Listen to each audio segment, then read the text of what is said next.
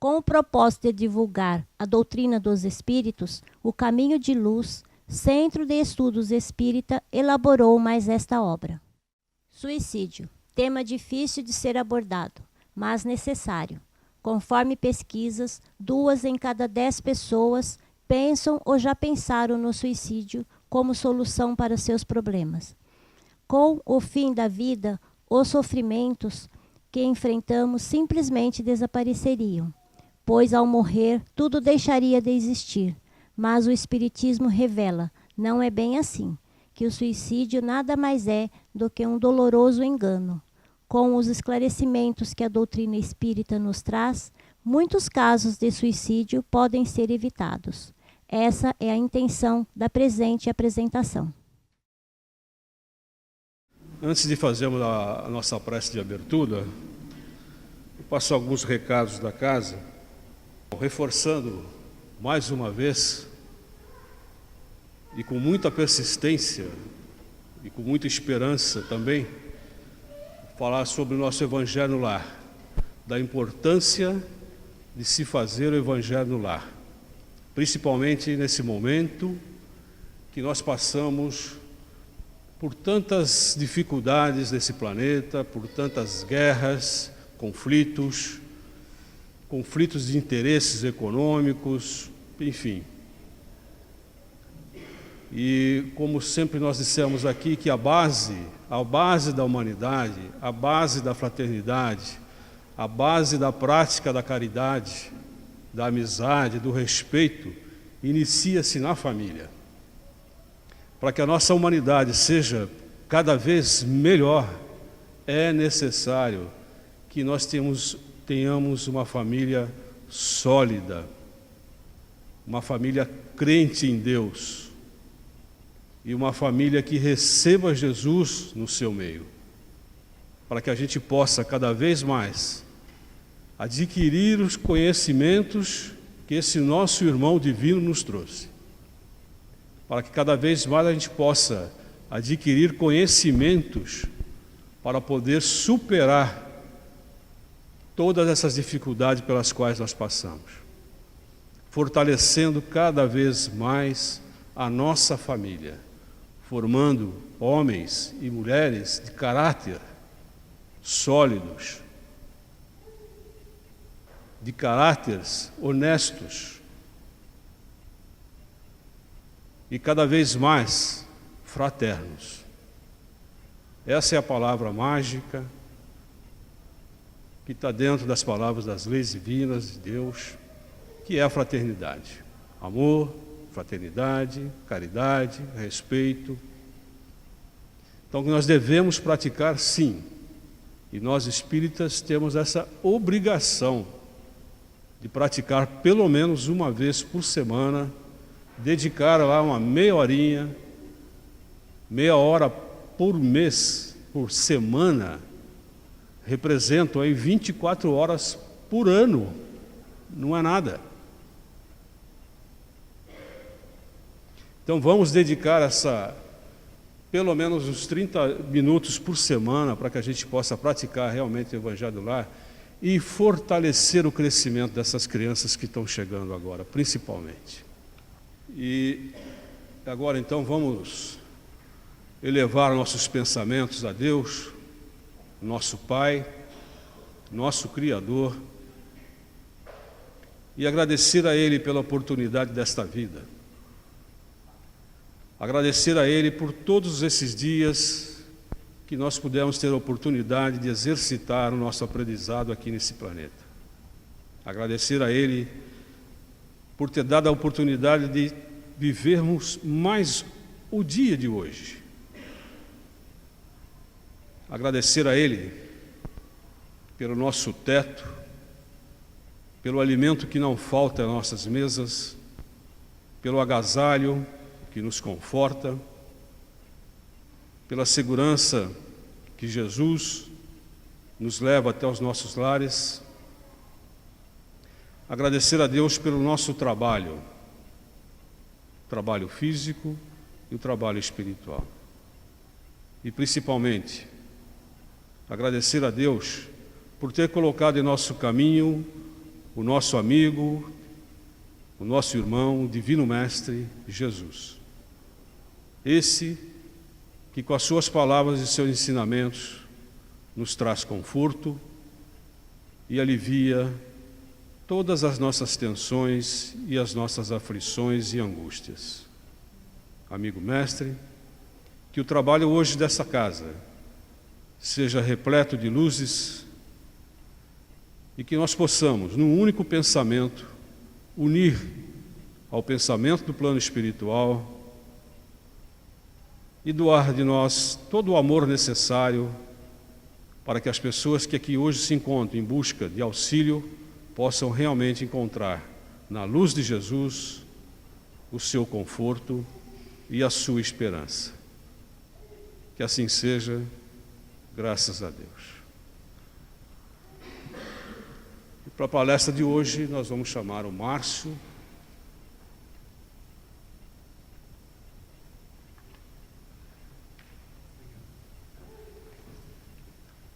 Boa noite a todos. Que a paz de Jesus esteja conosco nesse ambiente, para mais uma noite de reflexões. E o tema que nós selecionamos para a noite de hoje é um tema um tanto quanto delicado, mas necessário, especialmente no momento atual, nós tratarmos a respeito do suicídio. Esse tema já foi tratado por mim mesmo há exatamente 1 ano nesta casa. Estava observando e foi feito essa apresentação em setembro de 2012, momento no qual nós passamos aqui na nossa cidade por algumas situações que me levaram a falar sobre esse tema.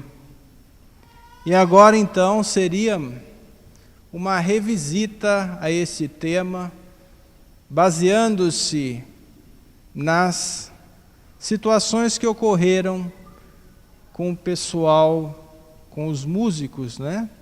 Que nós tivemos o Chorão, do Charlie Brown Jr., de 42 anos, que há 6 meses, através de uma overdose, acabou desencarnando.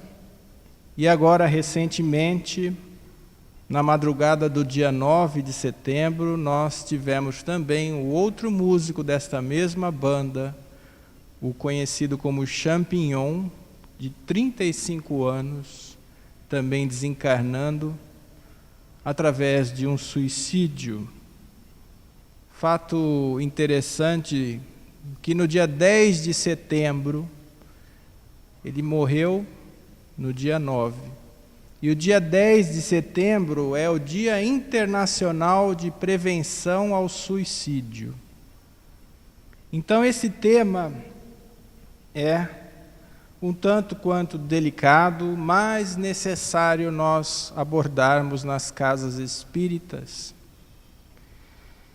O livro Constituição Divina, do Richard Simonetti, nos orienta aos palestrantes espíritas, pedindo para abordarmos esse tema de uma forma frequente nas reuniões públicas, porque pelo menos 20% das pessoas, de nós, seres humanos, pensam ou já pensaram no suicídio como solução dos seus problemas. Então, ele pede que de tempos em tempos esse tema volte a ser abordado nas casas espíritas, porque, segundo ele, segundo a doutrina, se essas pessoas tiverem um esclarecimento sobre as consequências do suicídio, eles acabam por modificar as suas disposições. Ou seja, ele não vai saltar do trem antes de chegar à estação para o desembarque. Temos algumas estatísticas para que a gente tenha algumas informações mais atualizadas, que saíram agora na Folha de São Paulo, depois do caso desse músico Champignon. Um estudo feito com 15.629 suicídios. Então eles apanharam todos esses casos e fizeram uma coletânea e perceberam que mais de 90% dos casos se trata de transtornos mentais, ou seja, as pessoas que praticaram o suicídio, 90% delas tinham algum tipo de transtorno mental. E é válido lembrar que transtorno mental não quer dizer loucura, é diferente. Então nós temos aí como transtorno mental que muito acomete a sociedade atual, a depressão, o transtorno bipolar, a esquizofrenia e também o que mais acomete jovens, a dependência do álcool e das drogas. E os riscos se agravam quando você tem dois dessas situações combinando-se. Por exemplo, se nós temos a depressão e o alcoolismo ao mesmo tempo, os riscos são ainda maiores. Dentro do Ministério da Saúde, no ano de 2006, foi criado o Programa de Prevenção ao Suicídio, onde eram previstas campanhas para informar o que é um problema de saúde que pode ser prevenido. Também estavam previstas intervenções em caso de tentativas mal-sucedidas, ou seja, como que o sistema de saúde poderia acolher essas pessoas de forma a evitar uma nova tentativa. E também a própria educação, a capacitação dos profissionais de saúde para poder identificar um potencial suicida. Mas, infelizmente, 7 anos esse programa foi criado e quase nada saiu do papel. Mas nós temos como meta identificarmos o que é que nós podemos fazer em relação a esse problema que acomete não só exatamente a pessoa que se suicida. De acordo com a Organização Mundial da Saúde, 5 a 10 pessoas são afetadas por essa morte traumática, ou seja, aqueles que estão ali perto da pessoa que se suicida têm problemas emocionais que podem ser agravados e trazer uma grande repercussão negativa na vida, então, de 5 a 10 pessoas em média. Mais alguns dados só para nós começarmos a falar sobre o tema em si. De acordo com o DataSUS, em 2011, no Brasil nós tivemos 9.852 casos de suicídio no Brasil. Ou seja, isso significa mais de 25 pessoas por dia. É um número alarmante, mas ao mesmo tempo, em comparação ao número de suicídios mundial, as médias mundiais, graças a Deus, o Brasil não é, nesse caso, um dos primeiros. Ele tem uma taxa ainda baixa de suicídios. Então, 9.852 pessoas se suicidaram e, ao mesmo tempo, só para a gente ter uma base, foram 5.450 pessoas que se afogaram e 1.051 pessoas que morreram em incêndios. Só para a gente ter mais ou menos uma noção do número de fatos, que foram acometidos pelo suicídio. E aí nós vemos que, dentre esses 9.852 casos, segundo as estimativas, 90% deles poderiam ser evitados, porque são transtornos mentais tratáveis. Então, o nosso papel é justamente esse: identificarmos ao nosso redor as pessoas que, por algum motivo, por alguma situação específica, tenham esse pensamento suicida. de cada 4 pessoas, uma tentará de novo o suicídio no ano seguinte. Então, tomar cuidado com as pessoas que falam muito em se matar, que falam muito em deixar essa vida, porque realmente aquele ditado de que cão que ladra não morde, na verdade, no caso do suicídio, não é bem assim. A pessoa, quando fala, ela realmente está buscando um auxílio nosso, e nós precisamos escutar.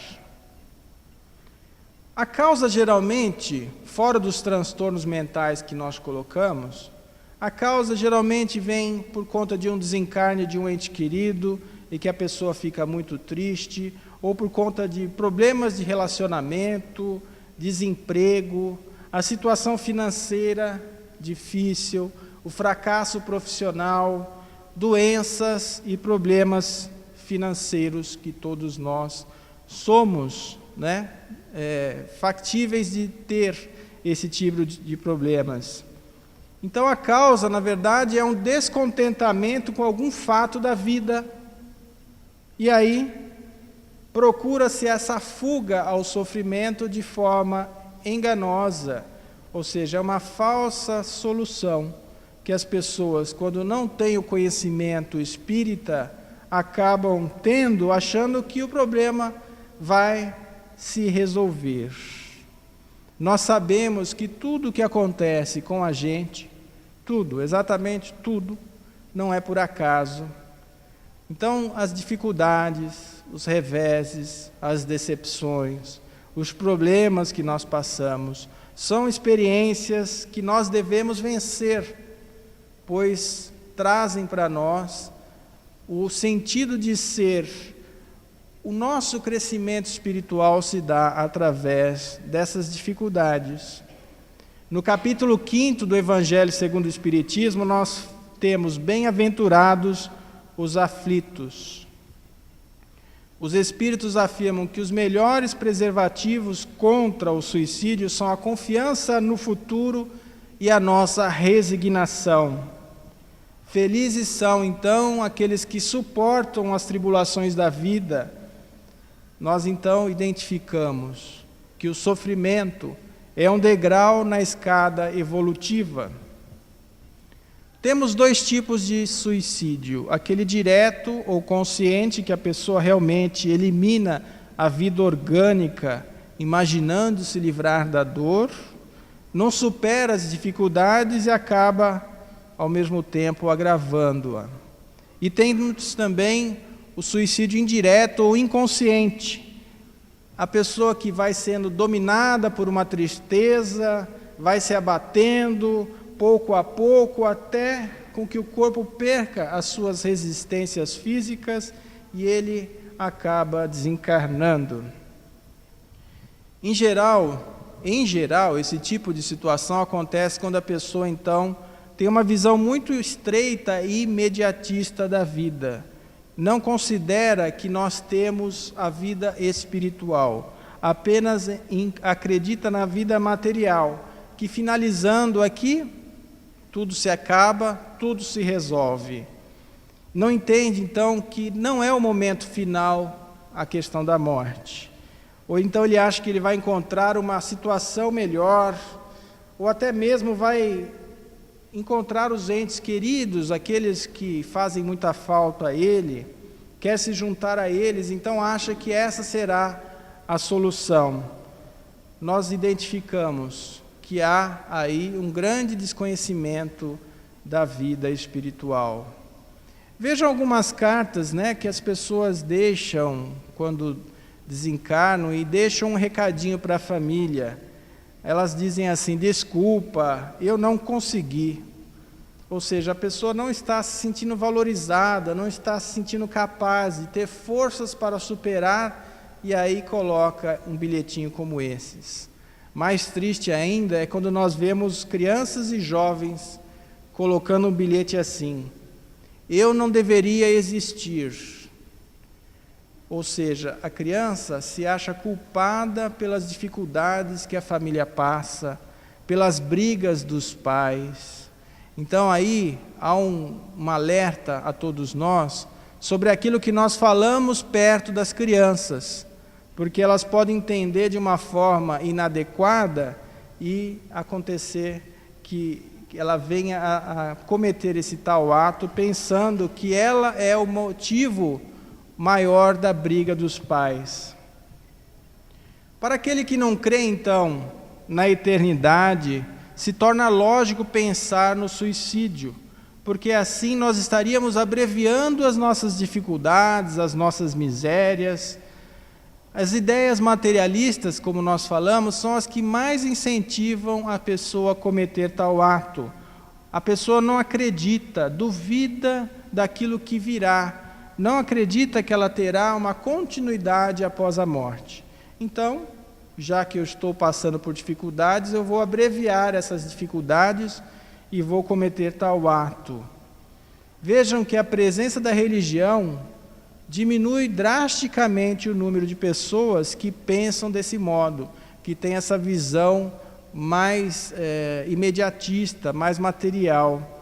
O Espiritismo, por si só, vem com esse propósito também, de evitar um número considerável de suicídios.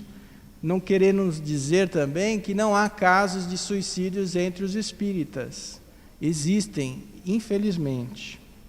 Mas o espírita tem várias razões para não cometer tal ato, porque nós já sabemos, através do estudo da doutrina espírita, que nós temos uma vida futura, que nós seremos, quanto mais nós formos resignados hoje, mais nós seremos felizes no futuro. Nós sabemos que, abreviando a nossa vida, nós chegaremos a um resultado daquilo que a gente não espera. É um tormento, um verdadeiro tormento para quem se suicida, as consequências de tal ato, porque nós sabemos que esse é o ato maior que nós podemos cometer contra as leis de Deus. Ou seja, nós estamos fugindo de um mal para cair em outro ainda maior, com maior sofrimento. E nós sabemos também que é um obstáculo, quando nós cometemos tal ato, de nós nos reunirmos com aqueles que nós acreditamos encontrar no plano espiritual, que são os nossos entes queridos.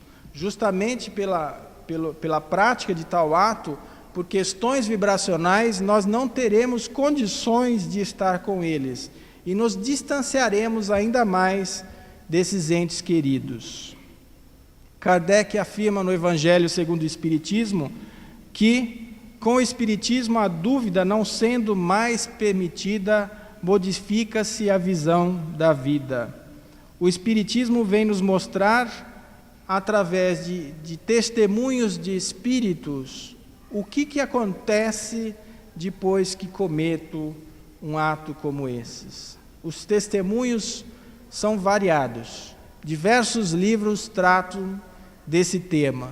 Nós falaremos aqui um pouco sobre o livro Memórias de um Suicida, que talvez seja o testemunho mais conhecido de todos, mas temos outros também, que oportunamente nós falaremos aqui.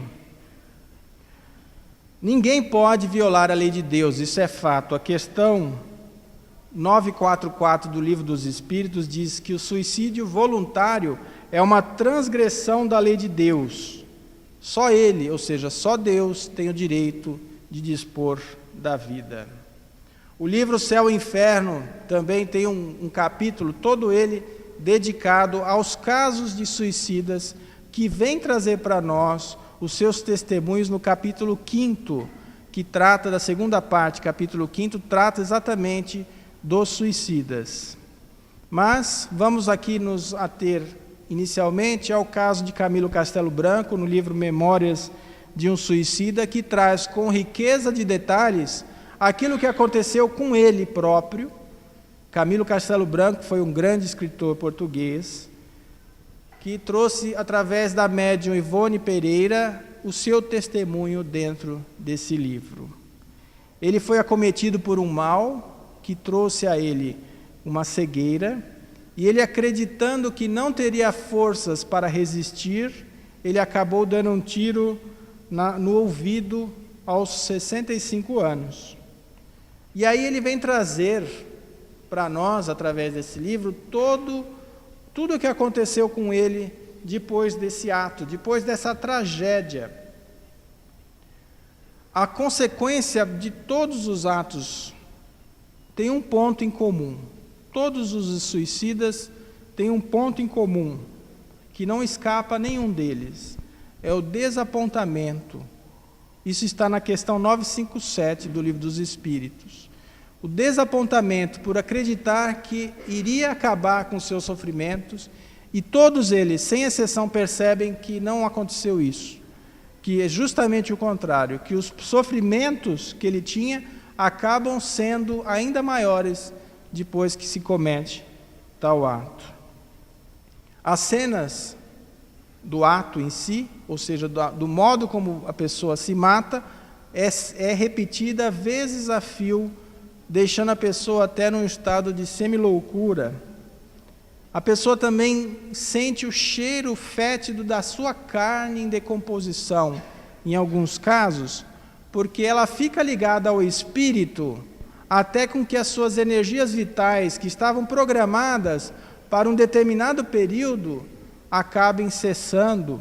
Então, nesse período, ela consegue identificar o seu corpo se decompondo, e ela consegue até sentir esse cheiro de carne, né, se decompondo. Ali é um sofrimento muito grande.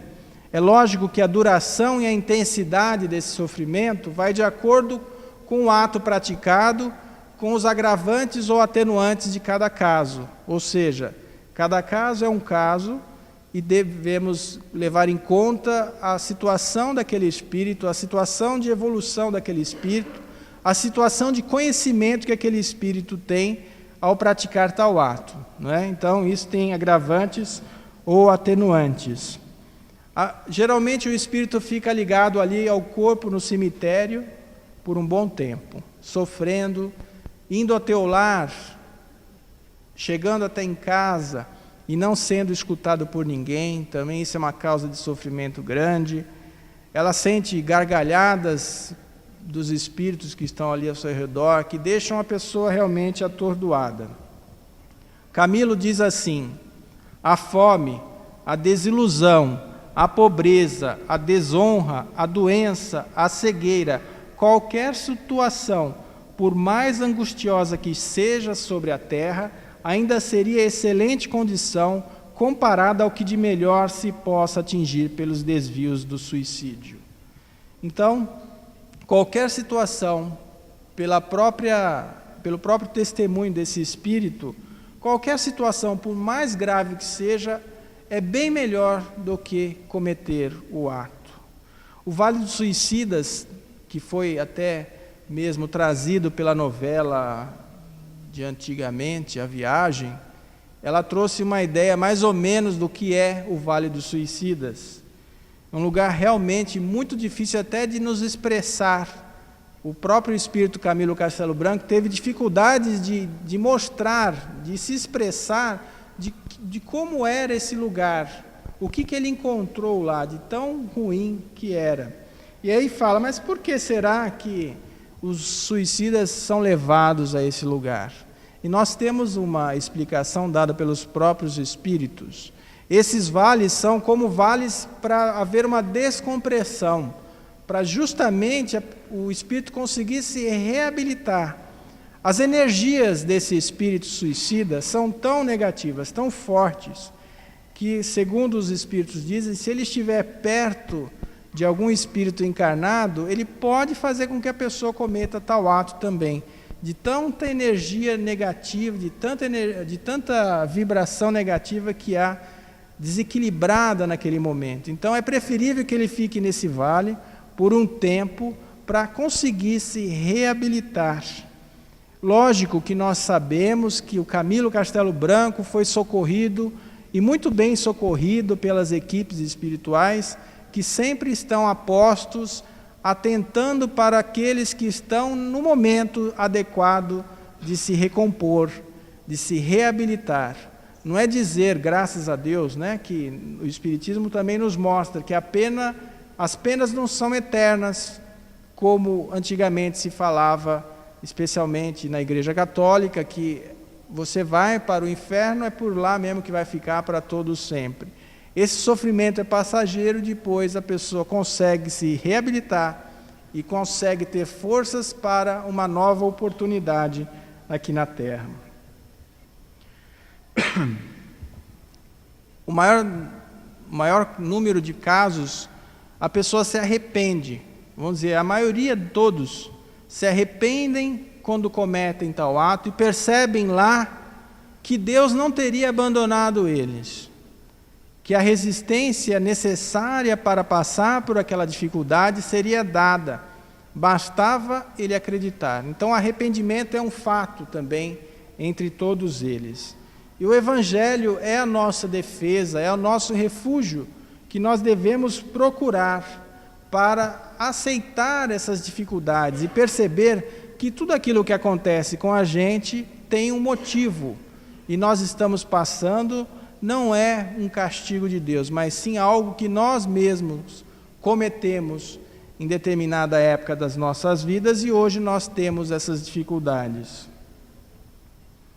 Como devemos agir então quando nós percebermos em nosso íntimo alguma sugestão como essas de praticar tal ato? Ou então, como nós podemos agir aqueles que estão ao nosso redor?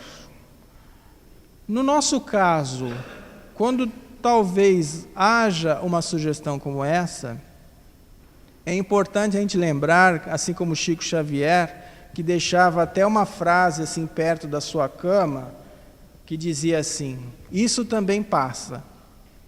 Então, a identificação de que aquele problema que nós estamos passando, ele um dia irá cessar. E se nós continuarmos firmes, esse momento ruim passa. Assim como os momentos bons vêm e passam, os momentos ruins também passam. É preciso que a gente tenha mais confiança em Deus, mais confiança e fé, resignação realmente, para saber que nós conseguimos transportar montanhas através da nossa fé. E lembrar sempre que Deus não dá um fardo maior do que aquele que nós podemos carregar. Então, por mais difíceis que possam parecer as situações que venham acontecer conosco, nós teremos plenas condições de superá-las. É só nós segurarmos nas mãos de Jesus e pedirmos forças. Falta nós buscarmos mais um pouco de Deus, mais um pouco de espiritualidade. E identificar que o que será que estou fazendo eu, não culpar as pessoas. Alguma coisa está errada dentro de mim, o que será que está acontecendo para eu estar tendo uma sugestão como essas? Porque nós sabemos que isso é uma brecha que nós mesmos é que abrimos. E fazer uma prece simples, como assim, por exemplo: Senhor, estou numa situação difícil, faça com que eu encontre uma solução para essas minhas dificuldades. É preciso também a gente saber que a espiritualidade está sempre ao nosso redor, sempre nos auxiliando, especialmente tendo um cuidado ainda maior às pessoas que tenham alguma ideia suicida, que já tenham uma vida pregressa, que tenham acometido de tal ato, e a espiritualidade está sempre ali, procurando prevenir para que eles não tentem cair novamente nesta tentação de se suicidar, para que ele possa então enfrentar essas dificuldades. As sugestões da espiritualidade vêm através dos sonhos. Então, a espiritualidade está sempre trabalhando nesses casos de suicidas em potencial. Através do pensamento, eles vêm trazer as suas inspirações, e através dos sonhos, nós somos realmente guiados no plano maior e tendo sempre esse acompanhamento de perto para que não cometamos o mesmo ato novamente. Só que é difícil porque a pessoa, quando está pensando, ela fica com uma ideia fixa e fica meio que impermeável à espiritualidade. E é aí que acomete tal ato, porque não escuta o que a espiritualidade vem dizer. Aí essa pessoa, tendo essa situação e não escutando a espiritualidade procura alguém da sua família, alguns dos seus amigos, para trazer esse alerta, para que essa pessoa possa auxiliar a este suicida em potencial. Só que a espiritualidade diz para nós assim, que está difícil encontrar alguém que tenha essa disponibilidade, essa disposição de auxiliar, de sorrir, de trazer uma palavra amiga, de encontrar de fato alguma forma de auxiliar aquela pessoa ali ao seu lado que por acaso esteja passando por uma situação difícil e que esteja com essa ideia fixa de se suicidar. Nós podemos identificar as pessoas que tenham algum tipo de transtorno e principalmente a depressão e falar, sugerir um tratamento adequado o mais rápido possível.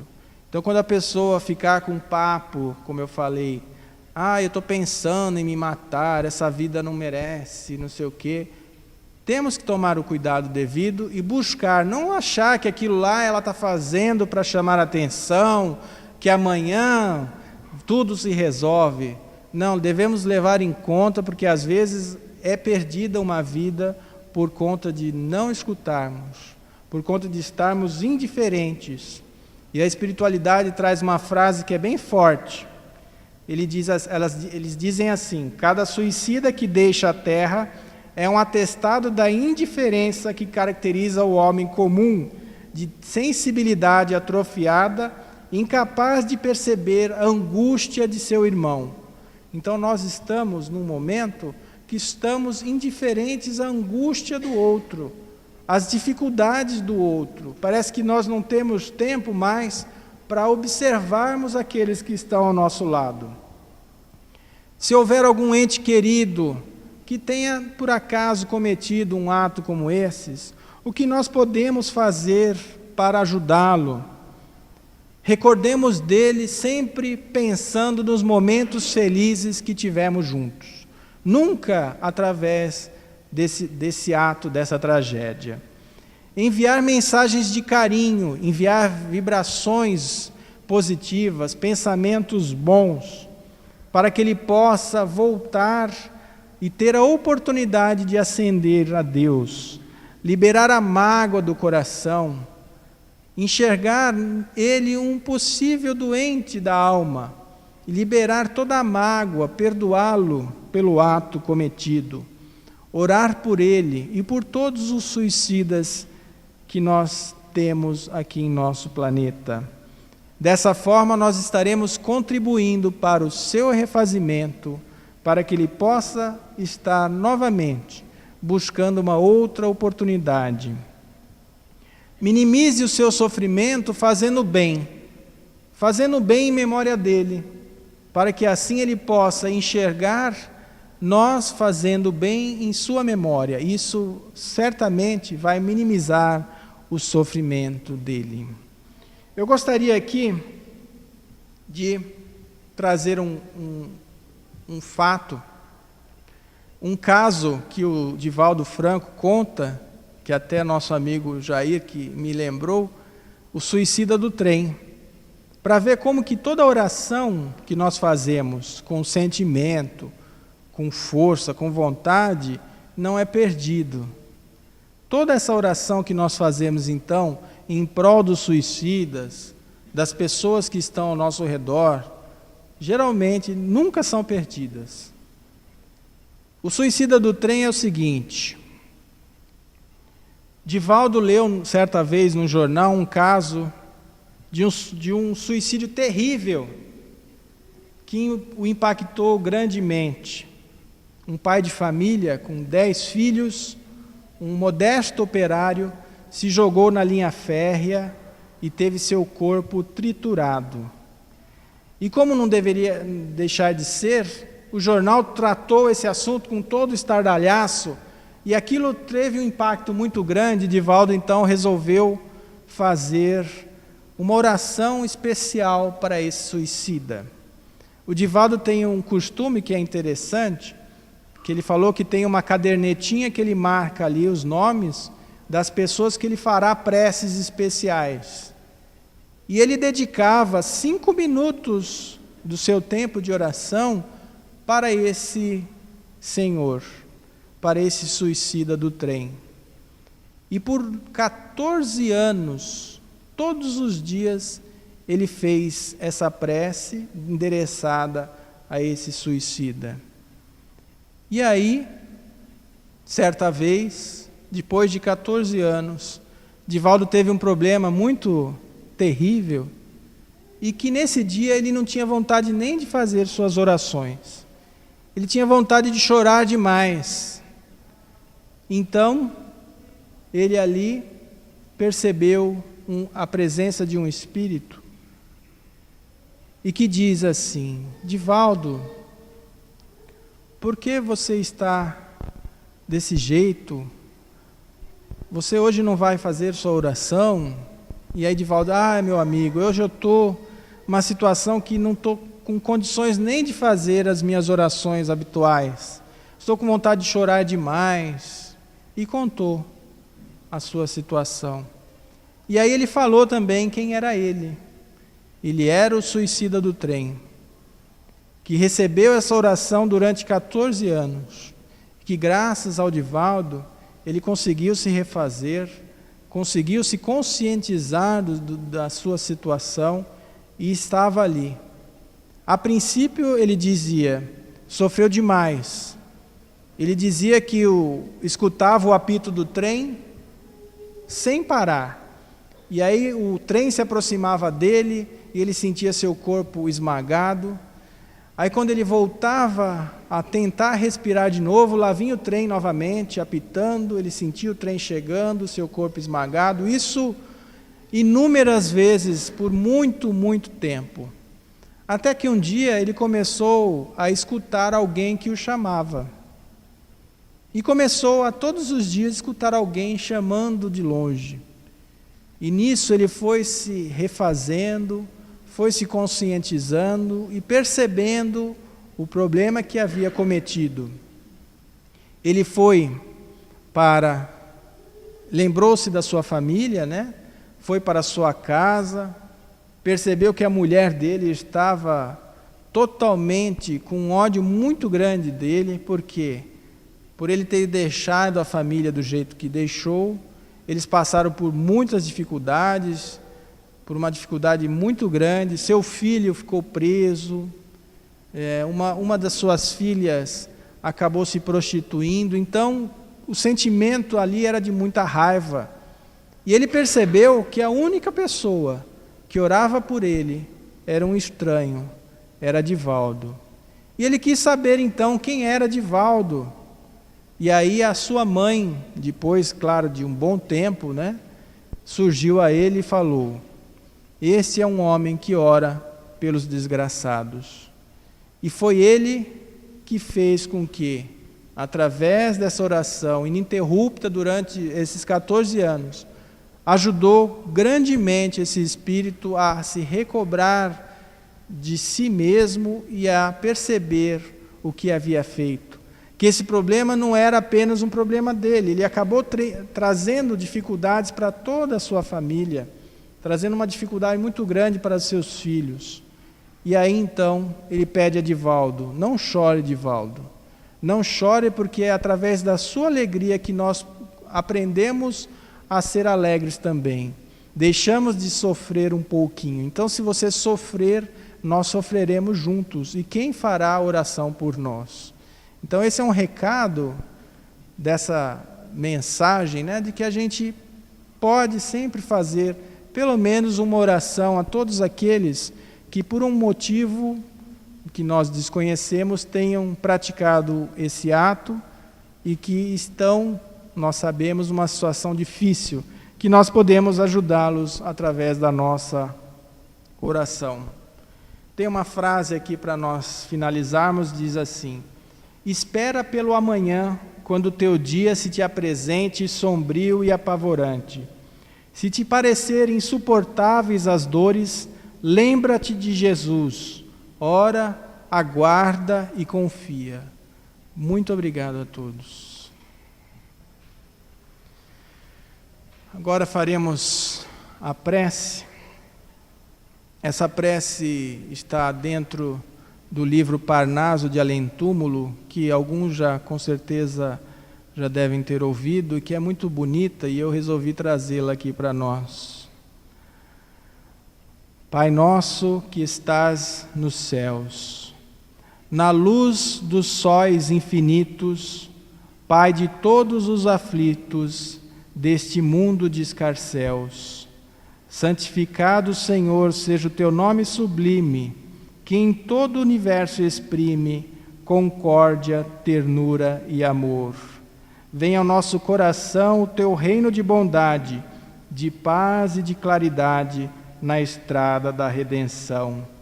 Cumpra-se o teu mandamento, que não vacila e nem erra, nos céus como em toda a terra, de luta e de sofrimento. Evita-nos todo o mal, dá-nos o pão no caminho, feito na luz, no carinho do pão espiritual. Perdoa-nos, meu Senhor, os débitos tenebrosos, de passados escabrosos, de iniquidade e de dor. Auxilia-nos também, nos sentimentos cristãos, a amar nossos irmãos que vivem longe do bem. Com a proteção de Jesus, livra nossa alma do erro, sobre o mundo de desterro, distante da vossa luz. Que a nossa ideal igreja seja o altar da caridade, onde se faça a vontade do vosso amor.